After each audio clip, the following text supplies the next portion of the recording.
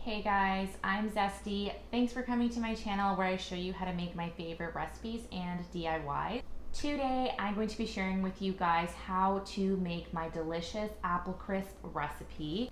This apple crisp is super easy to make and it comes together really quickly. So if you want to make a dessert that's easy and quick to make, this is my go-to. The recipe that I'm showing you today serves about 5 to 6 people, and I'm using this little casserole dish. It's about a 1-quart casserole dish, and I'll put the exact measurements in the description down below. And of course, you're welcome to double the recipe if you want to make it for more people. So I'm gonna start with the apples. So I've already peeled and cut these apples, and I am using Honeycrisp apples because they have the perfect balance of sweetness and tartness, and I don't really like to over sweeten my desserts or add too much sugar if I don't need to. So this is a perfect apple for that. So I'm gonna start by adding in my lemon juice and my lemon zest. And I always like to zest my lemon before I juice it. And for this recipe, I highly recommend using fresh lemon juice. I'm also going to add in my flour.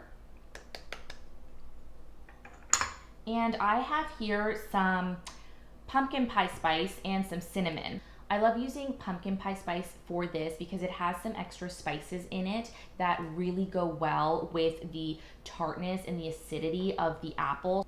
You don't have to use this, but I think it just gives it that extra little bit of balance. This pumpkin pie spice here has cinnamon, ginger, allspice, cloves, and nutmeg. So it's really easy to just throw in some of this as opposed to gathering up all of these ingredients. So I'm just gonna give this a mix.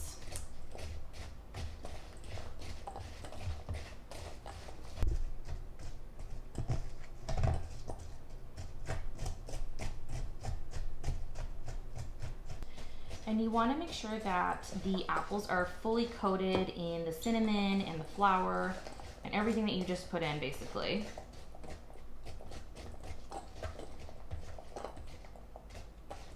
Okay, and once your apples are coated, you can go ahead and add in your sugar. I just have a tablespoon of sugar here. I don't like adding too much because I find that it doesn't need it. But however, you do need a little bit of sugar just so that the syrup comes together with the flour so that you don't get a super watery apple crisp. So I'm gonna go ahead and add in my sugar. Now this is optional, but I also like to add in a tablespoon of really high quality maple syrup. This maple syrup that I have here is, oh, it's so good. And I just feel like it gives it that extra little punch of flavor. So I'm gonna go ahead and add in a tablespoon of that.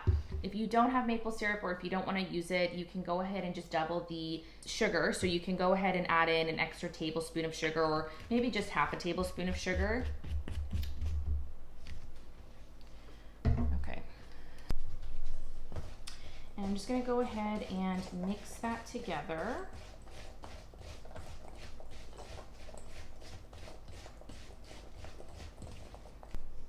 Okay, so it's gonna look something like this. And once I've done my apples, I'm gonna move on to my crumble. So I'm gonna start with my flour. I have some large flake oats here, but you can use quick oats or rolled oats if that's all you have. And then I'll add in my sugar. And this is 1/3 of a cup of packed brown sugar. It's really important that you do pack it. Otherwise, you're not gonna get the right amount. So I'm gonna go ahead and just mix this all together. You wanna make sure that you break up the brown sugar clumps before you add in everything else. So I'm just doing that.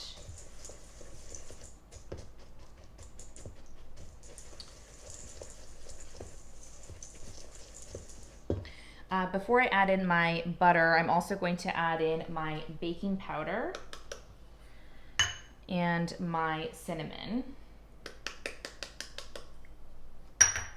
And as well, I always like to add in a pinch of salt And I'll add in a pinch of salt to my apples as well. I'll just give them a mix in a second there. Salt in this recipe is really important because it's going to help all of the flavors come together. All right, so once your mixture looks like this, you can go ahead and add in the butter and vanilla.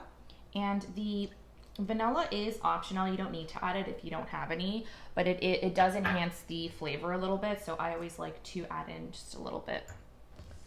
So go ahead and mix this up. And you want the consistency to be kind of like wet, clumpy sand.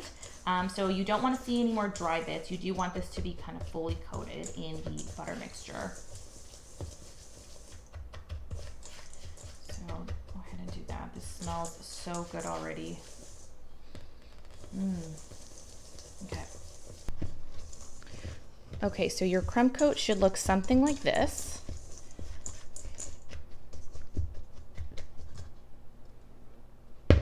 And now we're ready to put this into the casserole. So I have my little casserole here, and as I said before, this is a pretty small apple crisp. It feeds about 5 to 6 people. I do prefer to make it in small batches because it is so easy to make, but if you are making this for a larger group of people, you can just double the recipe. So in my casserole, I'm gonna go ahead and add in my apples, and actually, I'm just going to give my apples another quick mix to incorporate that pinch of salt that I added in at the end. And I'm gonna add this to my casserole. You don't actually need to add any butter to the bottom, it won't stick. So I'll go ahead and add in my apples. Those look and smell so good. Okay. All right, and now that I've added my apples, I'm just going to smooth them out. And now I'll go ahead and add my crumble on top, just like that.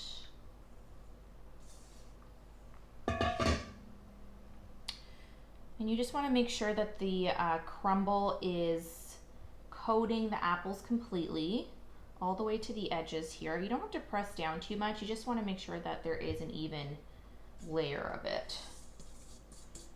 And that is it. So my oven has been preheating to 350 degrees. I'm going to pop this into the oven with no lid for 35 to 40 minutes or until it starts to brown. I'll go ahead and pop that in there. Okay, all right, I'll be back in 35 to 40 minutes.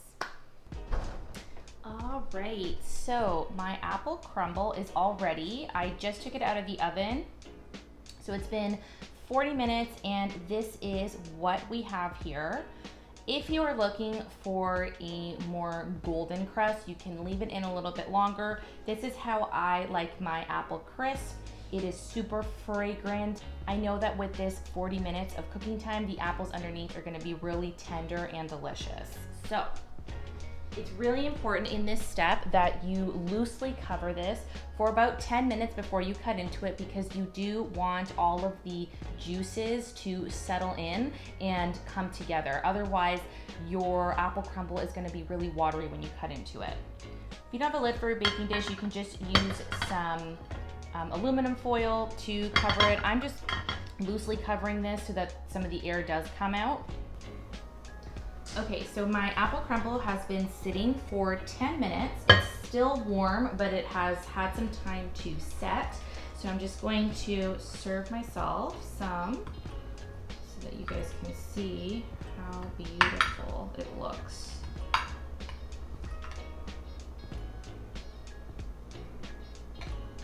Go. Look at that.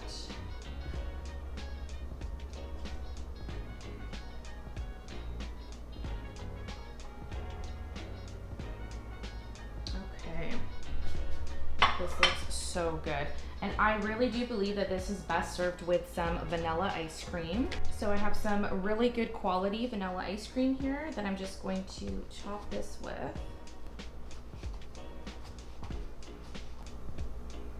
Just on top like that. Look at that. And there you have it, guys. Look at how delicious that looks. It's holding up perfectly. It's not watery. Looks amazing. All right.